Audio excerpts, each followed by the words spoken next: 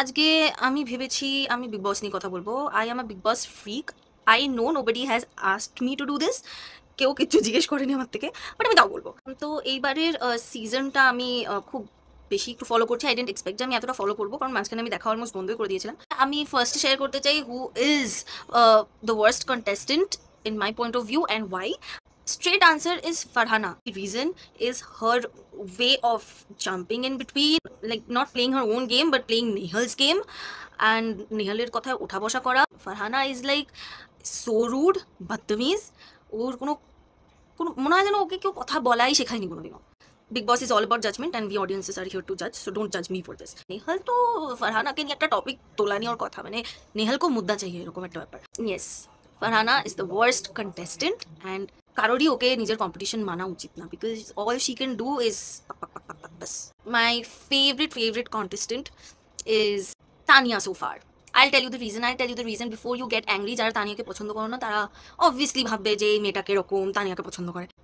তানিয়া একটা জিনিসে যেটাতে ওকে ব্লেম করা হয়েছিল, বেকার বেকার দুজন মিলে একসাথে ওর উপর ঝাঁপিয়ে মেয়েটাকে কাঁদানো হয়েছে। She plays a victim where she is actually a victim, যেখানে আমার মনে হচ্ছে যে আমাকে ওভাবে কেউ যদি দুজনে হঠাৎ করে অ্যাটাক করে, যেরকম বাসির আর ফারহানা করেছিল ওই কণিকার জিশানের ম্যাটারটা নিয়ে, পুরি খাওয়ার ম্যাটারটা নিয়ে, তাহলে আমিও সেখানে মনে করতাম যে আমাকে কেন বললো বেকার বেকার, আমি তো ভালো ইন্টেনশনে লোকদের জন্য বানাচ্ছি, ভালো ইন্টেনশনে কাজ করছি, তো এটা তো বেকার আমার উপর চড়ে যাওয়া। ভাই, একটা ঝামেলার মধ্যে আমাকে জোর করে টেনে আনা। when I don't want to talk, I don't want to talk. আর ও সত্যিই একটা ঝগড়ায় না কখনো নিজের লিমিট বা বাউন্ডারিজ ক্রস করেনি। That's Tania. Tania took stand for Zeeshan all throughout. কুনিকার সামনেও ও বলেনি যে আমি কুনিকাকে সাপোর্ট করছি। She was only concern because Kunika was crying. Just একটা ন্যাচারাল হিউম্যানিটি। তো ওখানেও Farhana was wrong. Farhana is always like, Farhana and Nehal they are always like playing victim card and girl card. Abhishek যখন ফারহানাকে কোলে তুললো, আমার ওখানে একবারও বলছি না যে অভিষেক ঠিক, ও হঠাৎ করে তুলেছে, একটা মেয়ে অপ্রস্তুত হতেই পারে, বাট অ্যাট দ্যাট মোমেন্ট ফারহানারও ওটা ভুল লাগেনি। ফারহানা ওয়াজ কনস্ট্যান্টলি লাফিং অ্যান্ড শি কন্টিনিউড লাফিং until Nehal started sewing that seed in her mind. তো Farhana is getting influenced by Nehal. Farhana নিজের কোনো স্ট্যান্ড নেই অ্যাকচুয়ালি।